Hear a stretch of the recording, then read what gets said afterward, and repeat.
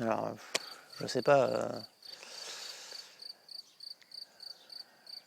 je me pose la question, est-ce que j'ai encore besoin de vous dire abonnez-vous, euh, mettez un pouce, mettez un commentaire en dessous, je sais pas.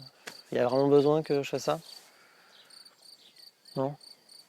Bon, s'il y a besoin, abonnez-vous, vous cliquez sur le bouton rouge, mettez un pouce bleu ou un pouce rouge, et puis mettez un petit mot dans le commentaire. Ah, c'est nul tes vidéos, arrête tout, c'est trop pourri.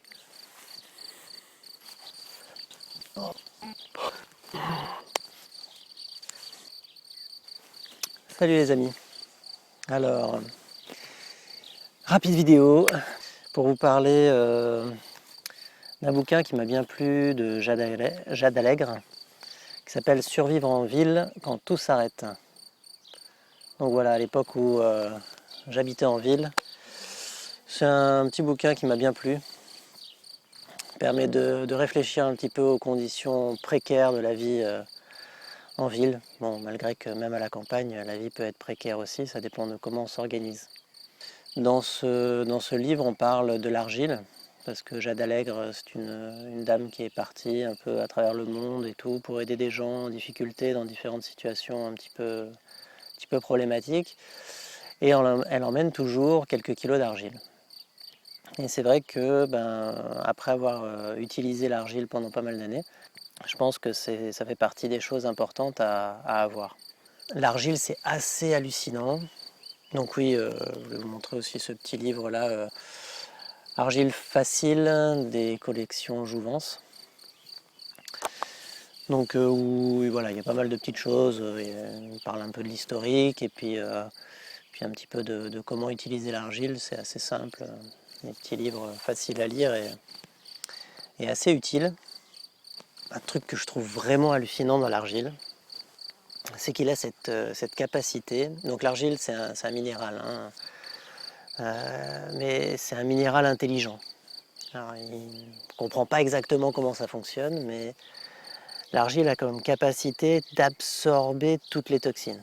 On l'utilise par exemple dans le smecta quand on a mal au ventre. Alors le smecta, le problème c'est que c'est de l'argile morte, quoi. Elle est un peu inerte, quoi. Elle va faire un plâtre un petit peu dans l'estomac, ce qui va nous permettre voilà, de se soigner, enfin, d'avoir moins mal à l'estomac. Mais l'argile verte, ou après chacun doit découvrir l'argile qui lui convient le mieux, hein. mais, mais l'argile vivante qu'on trouve en magasin bio par exemple, qui a été séchée au soleil, elle a cette capacité d'absorber tout ce qui est négatif, quoi. Elle va tirer à elle toutes les toxines, tout ce qui est négatif, quoi. Donc quand on absorbe de l'argile, donc on ne mange pas de l'argile comme ça, on ne mange pas les cailloux, hein, on met dans de l'eau, on laisse une nuit dans l'eau. Moi je touille, après il y en a certains qui boivent juste l'eau où il y a eu de l'argile dedans. Donc ça c'est ce qu'on appelle de l'eau d'argile. Après on peut touiller un petit peu avec la cuillère avant de boire, ça c'est ce qu'on appelle le lait d'argile. Donc là qui est plus riche en argile. Moi c'est ce que je fais régulièrement. Je me fais des cures de 3-4 jours comme ça d'affilée au lait d'argile. Donc ça permet d'évacuer un peu les toxines par les voies, on va dire, internes.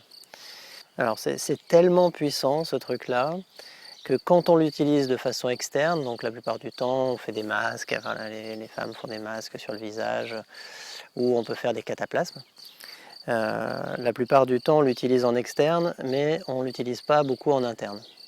Et quand on l'utilise en externe, moi je pense qu'il est important de l'utiliser en interne aussi, c'est-à-dire d'en boire. Je dis ça parce que y a une anecdote assez hallucinante d'un gars qui avait, alors je crois que c'était un problème au foie, et il s'est écorché au niveau des côtes là. Donc il a fait un gros cataplasme d'argile à ce niveau-là. Mais comme il avait déjà le foie surchargé, et ben en fait l'argile a pompé toutes les toxines vers cette zone-là de son corps, quoi. Et il a failli en mourir, quoi. Donc il faut faire un peu attention parce qu'effectivement c'est pas anodin, quoi, l'argile.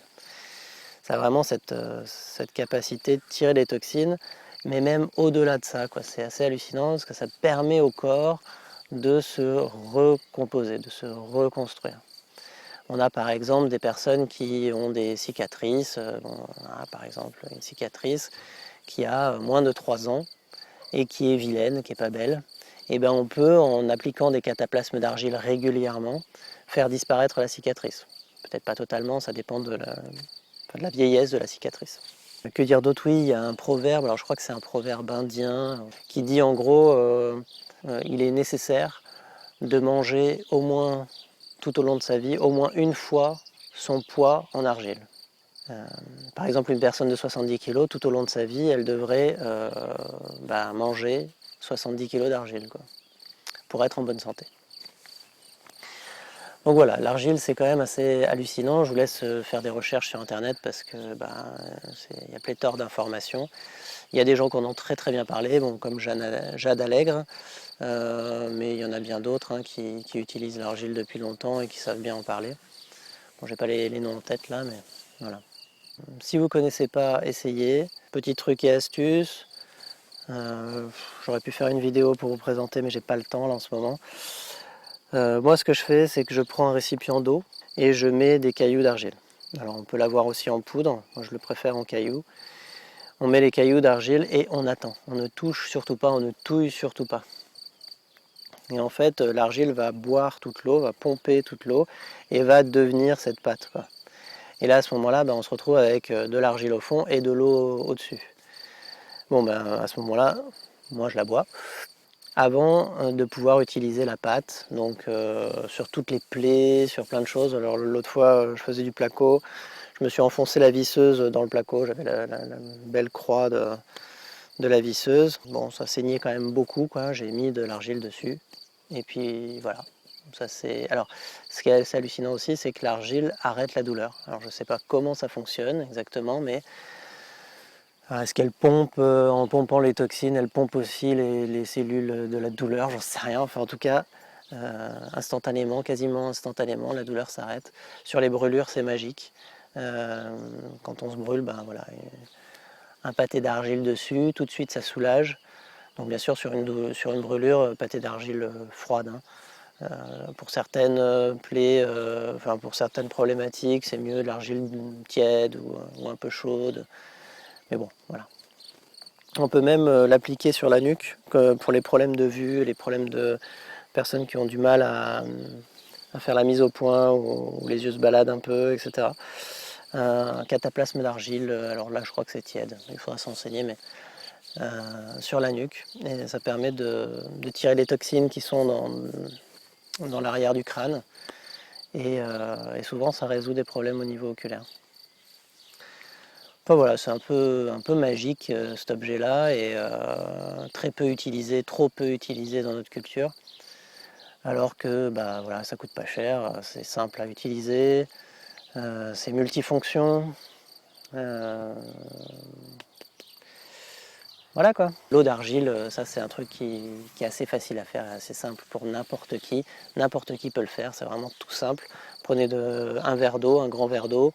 Vous le remplissez d'eau, vous mettez un caillou au fond, vous mettez un petit capuchon pour pas qu'il y ait de poussière dedans, vous le laissez reposer la nuit, hop, le matin l'argile est au fond, vous buvez l'eau, vous remplissez, ça va faire un lait d'argile quoi, hop, vous remettez le capuchon dessus, vous attendez la journée, le soir, hop, vous le rebuvez, donc ça c'est à bien redéposer au fond, vous buvez que l'eau, et vous verrez qu'en quelques jours déjà, ça permet de se sentir mieux, de se sentir mieux quoi.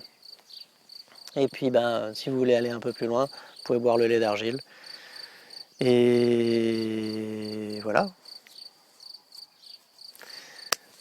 A plus.